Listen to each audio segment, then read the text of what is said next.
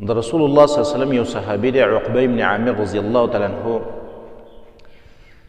هغه یو ځل رالی رسول الله صلی الله علیه وسلم ته یې ویله وی من نجات، خلاصې په څه کې دی یا رسول الله؟ د دنیا او د آخرت خلاصې په څه کې دی؟ نجات په څه کې دی؟ د صحابو به ډېر فایدهمند تپوسونه د رسول الله صلی الله علیه وسلم نه کول. نو رسول الله صلی الله علیه وسلم ورته درې خبرې وکړلې او درې ونه ډېرې فایدهمنې او ډېرې قیمتي خبرې دي. یو ورته رسول الله صلی الله علیه وسلم وفرمایل وی امسک علیک لسانک، خپله ژبه دې د ځان سره بنده وساته. دا ژبه بنده وساته مقصد دا دی چې په دې ژبه باندې بدې ردې مه وایه، په دې ژبه باندې بل مسلمان له تکلیف مه ورکوه، په دې ژبه باندې غیبتونه مه کوه، دا خپله ژبه دې غلطه مه استعمالوه، ځکه ډېر فسادونه د دې ژبې نه بیا راخورېږي. دویم ورته فرمایي رسول الله صلی الله علیه وسلم فرمایي چې ولیسعک بیتک، خپل کور دې په تا باندې پراخه شي.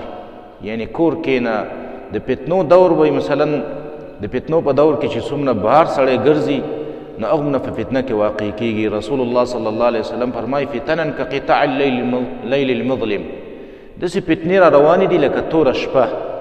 په یو بل حدیث کې راځي رسول الله صلی الله علیه وسلم فرمایي داسې فتنې به تاسو را روانې دي قیامت ته نږدې لکه د تسپو یو مزی دی هغه وشلیږي او په یوه تسپه پسې بله را روانه یو په بله پسې بله را روانه وي. دقه شان یوه فتنه به لا ختمه شوې نه وي، بله به شروع وي، بله فتنه به ختمه شوې نه وي او بله به شروع وي. رسول الله صلی الله علیه وسلم فرمایي ناست سړی په دغه فتنو کې به غوره د ولاړ سړي نه او ولاړ سړی به پکې غوره د روان سړي نه.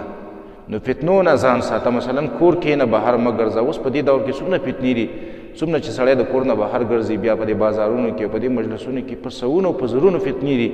خامخا پکې انسان واقع کېږي او کله چې انسان خپل کور کې ناست دي د خپلو بچو سره یا د الله بندګي کوي، یو جومات کې ناست دي، دین او تعلیم یا نورو ته خلکو ته ښیي یا په خپله باندې زده کړه کوي، دا سړی به د فتنو د مشکلاتو نه بچي. او درېیم ورته رسول الله صلی الله علیه وسلم وفرمایل وبکې علی خطیئتک، په خپلو ګناهونو باندې ژړا کوه. خپلو ګناهونو باندې انسان نه خامخا خطا کېږي، کله چې دنه ګناه وشوله نو په هغې باندې ژړا کوه، توبه وباسه.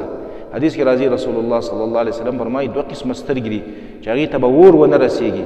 یو هغه سترګه ده چې د الله په لاره کې ویښه پاتې شوله، څوکۍ او پهره یې وکړله د مسلمانانو. او دویمه هغه سترګه چې د الله د یېرې نه یې وژړل، ګناه دنه وشوله، لغزش کمې دنه وشولو، د الله په حق کې دنه نافرماني وشوله، وروستو پسې الله ته وژاړه یا الله دا ګناه نه وشوله ستا په حق کې یا د دې فلاني بنده په حق کې، یا رب العالمین دا راته معاف کړه. دا درې خبرو باندې عمل وکړه نو خلاص بشي. او دا ډېرې بهترینې خبرې دي. یو خپله ژبه د ځان سره کنټرول ساته، دویم خپل کور دې په تا پراخه شي، ډېر پالتو ګرځېده مه کوه، او دریم په خپلو ګناهونو باندې ژړا کوه. دا درې کارونه چې په چا کې پیدا شي دله به الله پاک نجات او خلاصۍ ورکړي، دنیا کې به هم ته کامیابي حاصله شي، آخرت کې به هم د ده لپاره کامیابي او کامراني.